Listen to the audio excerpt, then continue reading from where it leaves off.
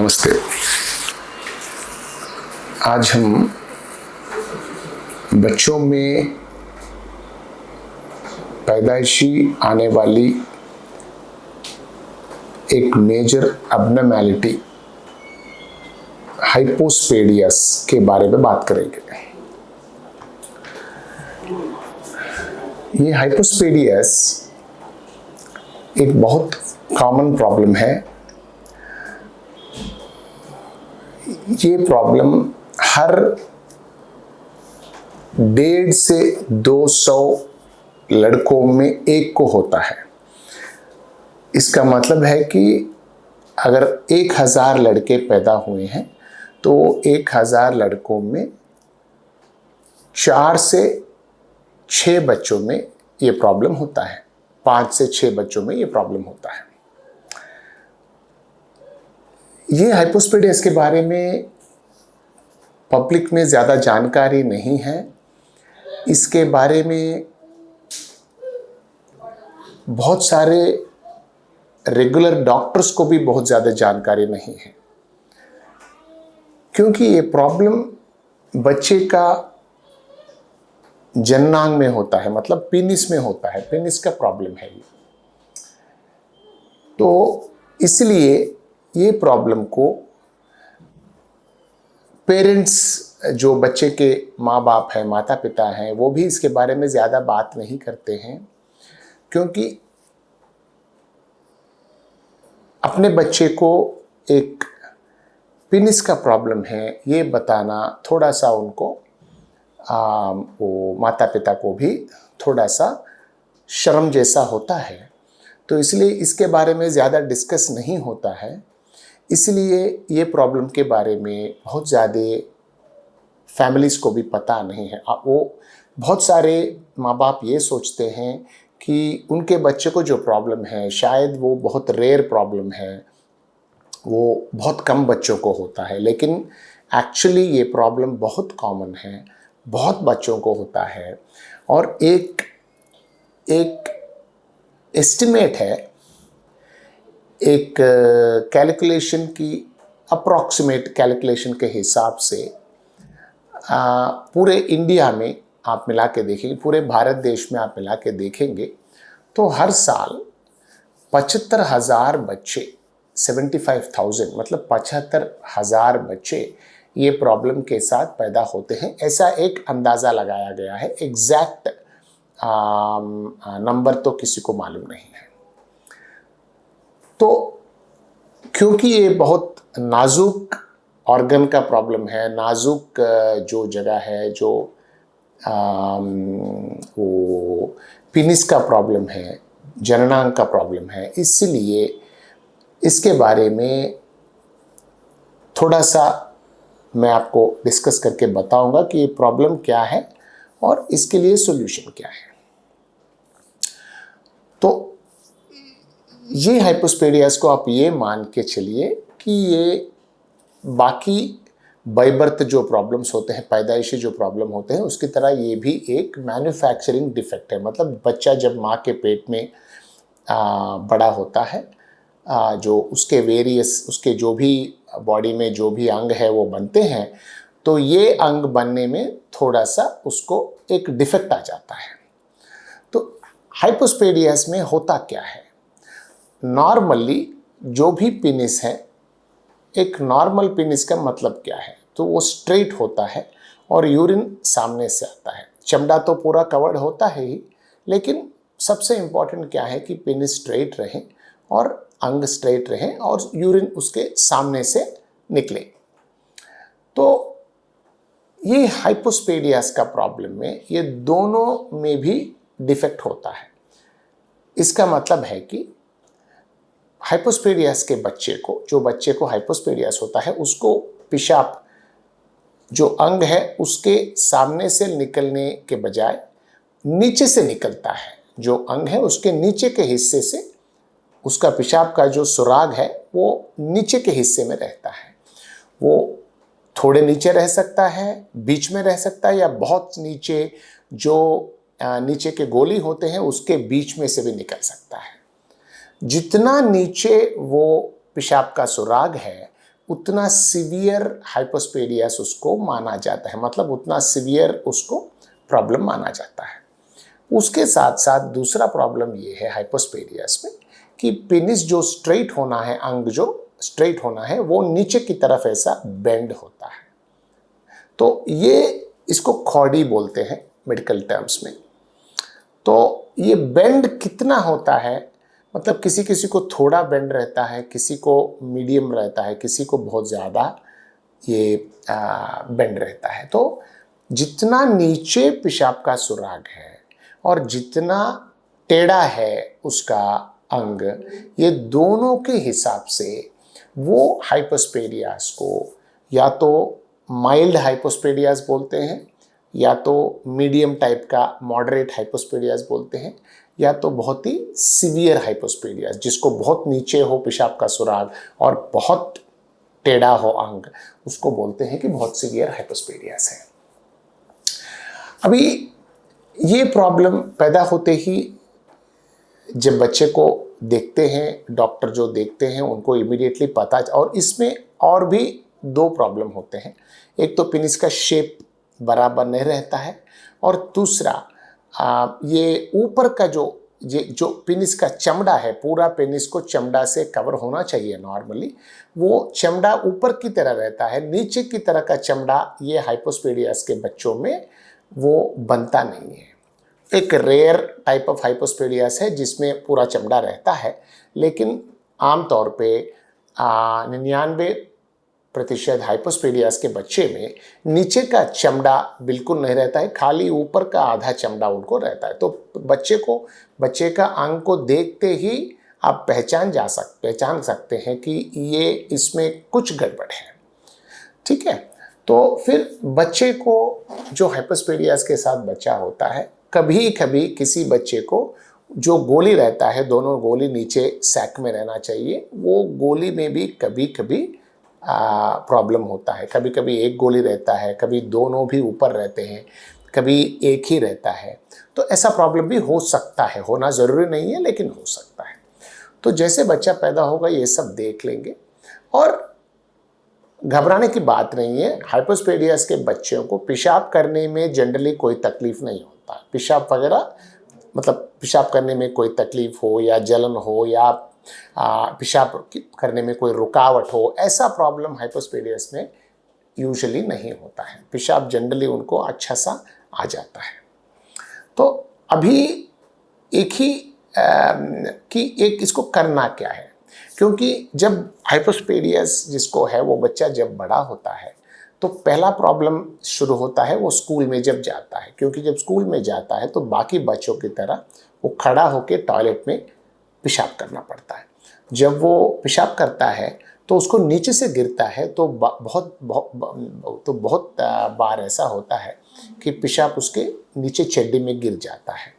तो जब पेशाब चड्डी में ड्रॉप गिरते रहता है तो थोड़ा फोर्स आता है तो सामने हो जाता है, लेकिन थोड़ा फोर्स जब कम हो जाएगा लास्ट में तो नीचे गिर जाता है चड्डी में, और काफ़ी नीचे जिसको सुराग है तो उसको तो चड्डी में ही गिरेगा या उसको लड़कियों की तरह बैठ के पेशाब करना पड़ेगा। तो ये प्रॉब्लम फर्स्ट प्रॉब्लम है कि जब बच्चे को स्कूल में दाखिल करेंगे तो हम लोग ये कहते हैं कि जिस बच्चे को हाइपोस्पेडियस है तो उसको ट्रीटमेंट जो करना है बेस्ट है कि उसको स्कूल में दाखिल करने के पहले, मतलब 3 साढ़े 3 या 4 साल के पहले उसका ट्रीटमेंट अगर हो गया है तो वो बच्चा जब तक स्कूल में जाएगा तब तक सामने से सुराग बन जाएगा, तो उसको अच्छा सा बाकी बच्चों की तरह सामने से खड़ा होकर अच्छा सा पेशाब कर सकेगा। तो ये एक चीज़ है।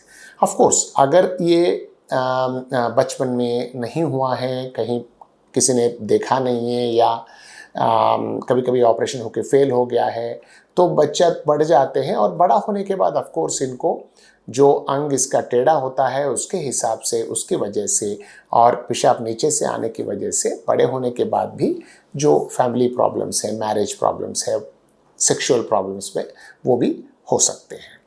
तो हाइपोस्पेडियस के बच्चे को ट्रीटमेंट क्या है? पहला चीज़ ये है कि एक अल्ट्रासाउंड स्कैन करके किडनीज वगैरह बाकी चीज़ें जो पेट के अंदर है, पेशाब का सिस्टम है, जो यूरिन का सिस्टम है, वो सब नॉर्मल है, ये एक सिंपल अल्ट्रासाउंड स्कैन में हम तय कर लेते हैं। बहुत सारे बच्चों को बाकी सब नॉर्मल रहता है, खाली हाइपोस्पेडियास रहता है। और फिर जब बच्चा 1 से 2 साल के बीच में हो जाएगा तो इसको ऑपरेशन करके हाइपोस्पेडियास को ठीक करना पड़ता है। तो ये सिर्फ ऑपरेशन से ठीक होता है, कोई दवाई नहीं है जो जाके इसको ठीक करेगा। तो क्योंकि ये स्ट्रक्चरल प्रॉब्लम है, ये बनावटी प्रॉब्लम है, मतलब जो बनने का प्रॉब्लम है, जो स्ट्रक्चर्स ठीक से बने नहीं है तो उसको कंप्लीट करना पड़ता है, आधा में रुक गया है उसको कंप्लीट करना पड़ता है। तो सर्जरी के माध्यम से ऑपरेशन करके ये बच्चों को पेनिस अंग को सीधा कर देते हैं और जो सुराग है उसको बंद करके उसमें से वो सुराग को ऊपर तक लेके आते हैं। तो 80% केसेस में, हाँ 75 से 80% के 80% केसेस में एक ही ऑपरेशन में ये सक्सेसफुल हो जाता है। कुछ बच्चे हैं जो बहुत सीवियर है, सुराग बहुत नीचे है, हाँ, और जो अंग है वो बहुत ही ज़्यादा टेढ़ा है, तो उन बच्चों को 2 ऑपरेशन करना पड़ता है। एक स्टेज पहला करके 1 साल के बाद, 6 महीने से 1 साल के बाद दूसरा स्टेज में ये पूरा करेक्ट होता है। तो बहुत सीवियर केसेस में 2 स्टेज में करना पड़ता है, वरना 80% केसेस में एक स्टेज में एक ही ऑपरेशन में ये ठीक हो जाता है। और ऑपरेशन करने का बेस्ट टाइम है 1 से 2 साल के बीच में, क्योंकि 6 महीने में कर सकते हैं पैदा होने के बाद, लेकिन बच्चा बहुत छोटा रहता है, बहुत बार 6 महीने का बच्चा, और उसका अंग भी बहुत छोटा रहता है। छोटे अंग में ऑपरेशन करने से जो कॉम्प्लिकेशंस होते हैं या फेल्यूर होता है उसका चांस बढ़ जाता है। इसलिए थोड़ा अंग को एक हम मेजरमेंट करते हैं, इनके जो बच्चे हमारे पास आते हैं हाइपोस्पेडियास के, उनके एक मेजरमेंट करके हम देखते हैं कि अंग का साइज़ क्या है।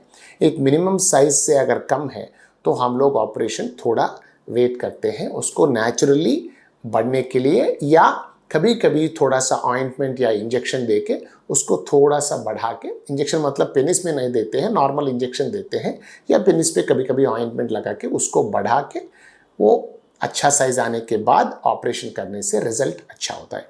किस में साइज़ अच्छा है, किस में साइज़ बढ़ाने के लिए कुछ करना है, ये डिसीजन स्पेशलिस्ट डॉक्टर ही ले सकता है।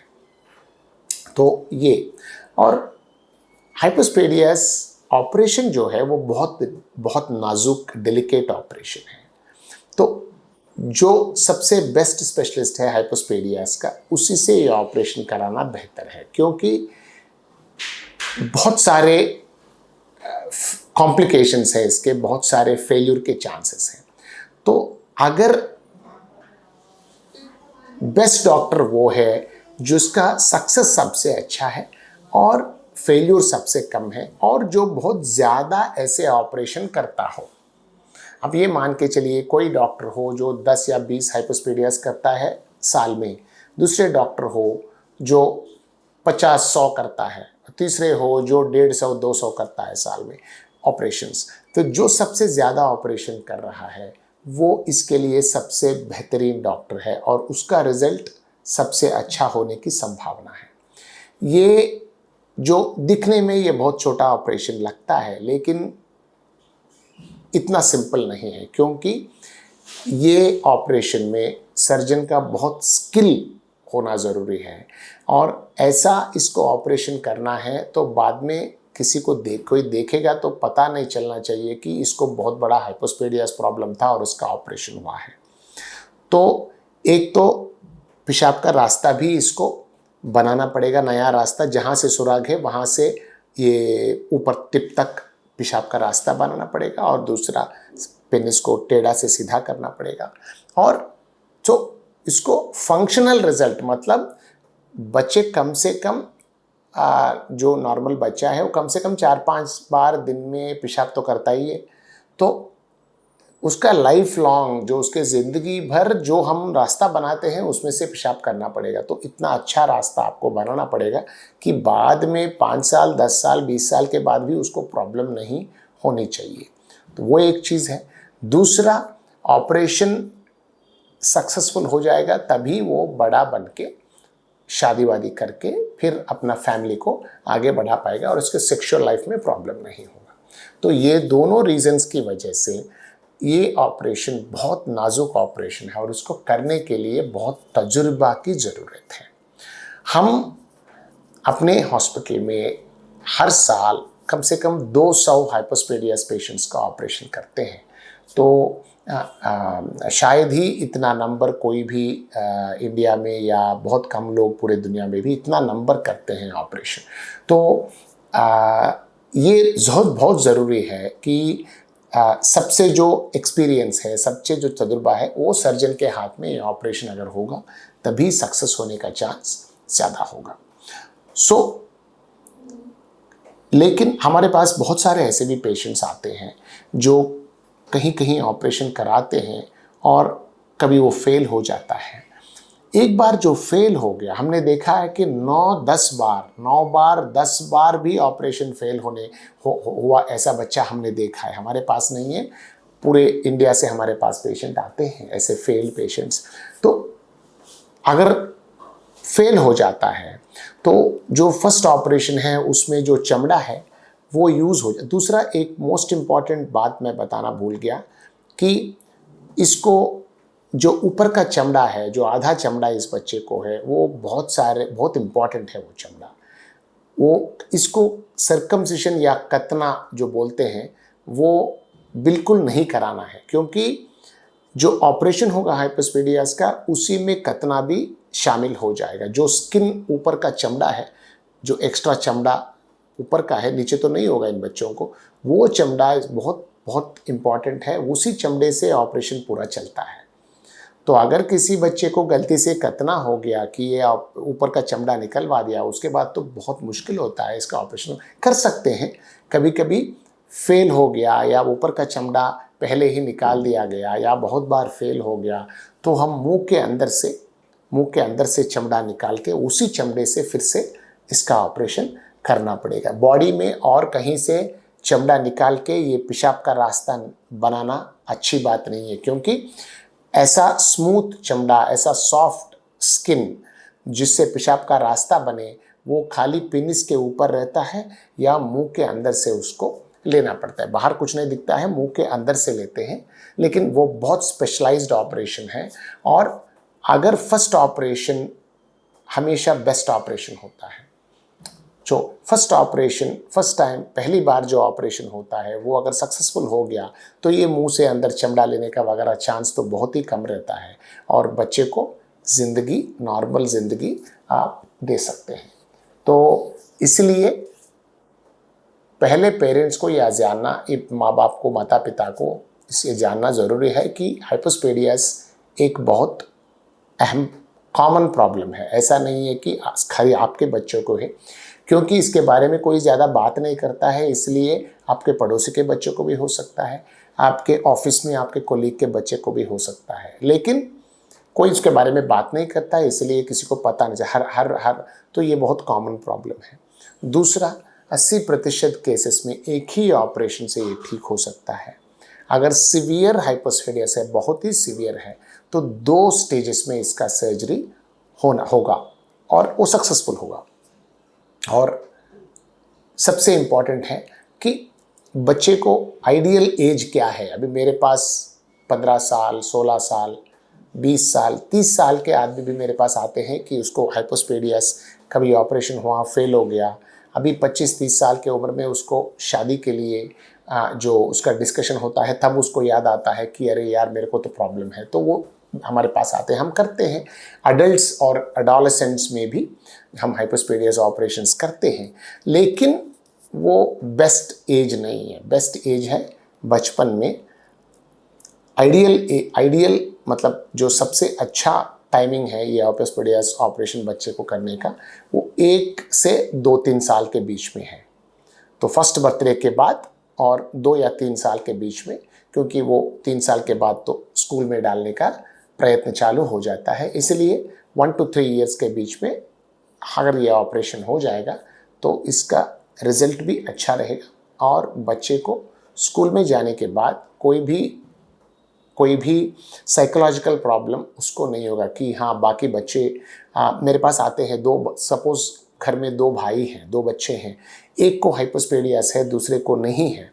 जो जिस बच्चे को हाइपोस्पेडियस है वो छोटा बच्चा है, 3 साल का बच्चा, 4 साल का बच्चा भी उसको पता चल जाता है कि भाई जैसा मेरा अंग नहीं है, मेरा पेनिस भाई जैसा नहीं है, कुछ तो गड़बड़ है। तो वो पेरेंट अपने माता पिता को बोलते हैं कि नहीं नहीं ये ठीक कराओ। मेरे पास आते हैं ऐसे बच्चे। तो ये नहीं समझना कि बच्चे को कुछ पता नहीं है, बच्चे सब ऑब्जर्व करते हैं और बच्चे को सब पता चलता है। हाँ वो बहुत बार बोल नहीं पाते हैं, अपना जो दिमाग में चल रहा है वो बाहर नहीं ला पाते हैं, पेरेंट्स के सामने किसी के सामने बोल नहीं पाते हैं, लेकिन ये मतलब नहीं है कि उसको समझ नहीं होता है। ठीक है, तो इसलिए ये छोटे बच्चे का जब तक उसको पता चलेगा कि उसको कुछ प्रॉब्लम है, तब तक अगर ऑपरेशन हो जाएगा तो फिर उसको शायद पता भी नहीं चलेगा। लेकिन ये बहुत नाजुक ऑपरेशन है, बहुत कॉम्प्लिकेटेड ऑपरेशन है, इसमें बहुत सारा रिकन्स्ट्रक्शन करना पड़ता है, बहुत नाजुक रिकन्स्ट्रक्शन करना पड़ता है। हम भी जो मैग्नीफाइंग ये पहन के, दूरबीन में देखते हुए ये ऑपरेशन, क्योंकि बहुत जो हम टाँके यूज़ करते हैं, सूचर्स बहुत फाइन सूचर्स यूज़ करते हैं, तो इसलिए ये एक्सपर्ट के पास ही ये हाइपोस्पेडियस सर्जरी कराने से रिजल्ट सबसे अच्छा होगा।